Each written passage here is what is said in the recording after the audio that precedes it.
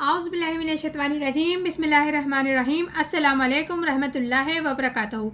جیسے کل بھی ہم نے سورہ نساء کی 2 آیتوں کا ترجمہ تفسیر اور خلاصہ بیان کیا تھا، جس میں ارشاد ربانی ہو رہا تھا ہم مٹا دیں گے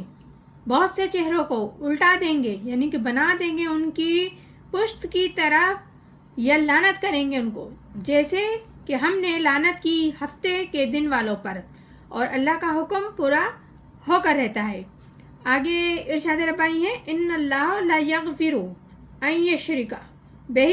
ویغفر من دون ذالک لمن یشاء،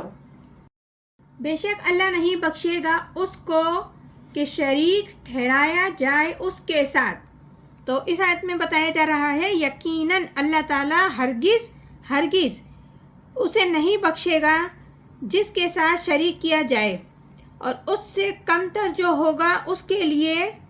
چاہے گا بخش دے، اگر وہ چاہے تو بخش بھی دے۔ ایسا ہرگز نہیں کہا جا رہا کہ باقی سب کے بخش دیا جائے گا، ہاں صرف امید دلوائی جا رہی ہے کہ اللہ ایک امکان دے رہا ہے چاہے تو بخش دے، لیکن جو شرک ہے اس کے معاف ہونے کا کوئی امکان نہیں۔ وَمَن يُشْرِكْ بِاللَّهِ فَقَدِ افْتَرَىٰ اِثْمًا عَظِيمًا، اور بخشے گا اس کے سوا جس کے لیے چاہے، اور جو شریک ٹھہراتا ہے اللہ کا اس نے بڑا بہتان کیا اور بڑا گناہ کیا۔ تو اس آیت میں بتایا جا رہا ہے جو اللہ تعالیٰ کے ساتھ شریک کرتا ہے تو اس نے تو بہت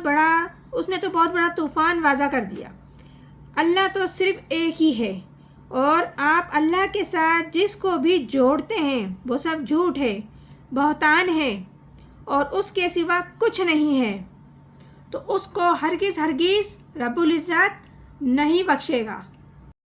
آگے ارشاد ربانی ہے الم تری الی الذین یزکون انفسہم، کیا نہیں دیکھا تو نے ان کو جو مقدس بناتے ہیں اپنے آپ کو۔ تو اس آیت میں بتایا جا رہا ہے کیا تم نے نہیں دیکھا ان لوگوں کو جو اپنے آپ کو بہت مقدس، اعلیٰ سمجھتے ہیں، پاک سمجھتے ہیں اور سب سے بڑھ کر سمجھتے ہیں، مطلب کہ یہودی جیسے اپنے آپ کو بہت اعلیٰ اور پاک سمجھتے ہیں۔ اس کی تفصیل سورہ مائدہ میں آگے آئے گی۔ ان کا گمان ہے کہ ہم تو اللہ کے بیٹوں کی طرح ہیں اور بہت لاڈلے ہیں، چہیتے ہیں، پسندیدہ ہیں۔ بل اللہ یزکی من یشاء ولا یظلمون فتیلا، بلکہ اللہ ہی مقدس بناتا ہے جسے چاہتا ہے، اور وہ ظلم نہیں کیے جائیں گے دھاگے کے برابر بھی۔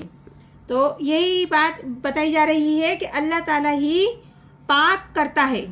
جسے چاہتا ہے، اور تمہارے کہنے سے کوئی اعلیٰ، افضل، اونچا، برتر نہیں ہو سکتا۔ ہاں کچھ بھی ظلم نہیں کیا جائے گا ان پر دھاگے کے برابر۔ اب جیسے فتیلہ ہے، فتیلہ کے معنی وہ باریک دھاگا، مثال کے طور پہ جیسے کھجور کی گٹھلی میں ایک باریک سا دھاگا ہوتا ہے جو کھجور کو گٹھلی سے جوڑے رکھتا ہے، تو اس باریک دھاگے کو فتیلہ کہتے ہیں۔ تو ظاہر بات ہے اس زمانے میں جو چھوٹی سے چھوٹی چیزیں لوگوں کے مشاہدے میں آتی تھیں تو اس سے وہ چھوٹی چھوٹی مثالیں دے کر بات کو سمجھاتے تھے، اور ویسے ہی مثال دی جاتی تھی۔ آگے ارشاد ربانی ہے انظر کیف یفترون علی اللہ الکذب، دیکھو کیسے باندھتے ہیں اللہ پر جھوٹ۔ تو اللہ تعالیٰ بتا رہے ہیں کہ اے اہل ایمان دیکھو کس طریقے سے یہ صاف اللہ پر جھوٹ باندھتے ہیں، اور یہ اللہ پہ جھوٹ باندھنا اپنے آپ کو دھوکہ دینا اور اپنے دل کو جھوٹی تسلی دینا کہ ہم جو کہہ رہے ہیں وہ صحیح کہہ رہے ہیں۔ انہیں علم نہیں ہے اس بات کا، اور وہ جانتے بھی ہیں تو اس کو رد کر دیتے ہیں کہ آخر ہماری پکڑ ہوگی، ہمیں حساب دینا ہوگا۔ وَكَفَى بِهِ اِثْمًا مُبِينًا، اور کافی ہے یہی بات گناہ ہونے کے لیے، یعنی کہ وہ اتنا بڑا بہتان لگا رہے ہیں، جھوٹ باندھ رہے ہیں، تو ان کی پکڑ کے لیے تو یہی گناہ کافی ہے کہ جب ان کی گرفت کی جائے گی تو یہ شرک کا گناہ، اور جس طریقے سے ڈیٹائی پر یا اللہ پر بات کرتے ہیں، جھوٹ باندھتے ہیں،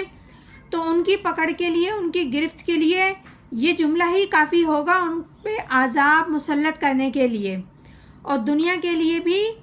یہ ایک بات کافی ہے جو انہوں نے گڑھ لی ہے، یعنی کہ ان پر عذاب دینے کے لیے یہ بات ہی